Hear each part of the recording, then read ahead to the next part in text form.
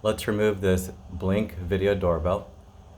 We've got our key that came with the doorbell.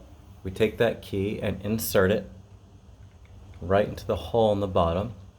And it does feel loose, and that's okay. All we do is take that key with it in the hole and pull it towards ourselves.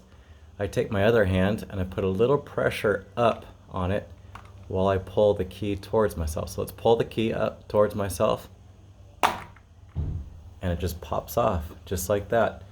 Takes a little bit of pressure, but that'll do it. Then your doorbell's off.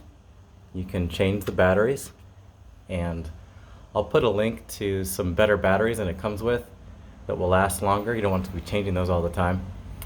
And then when you're done, you put it on the top, angle it, push towards the wall and down at the same time, and that'll put it on there.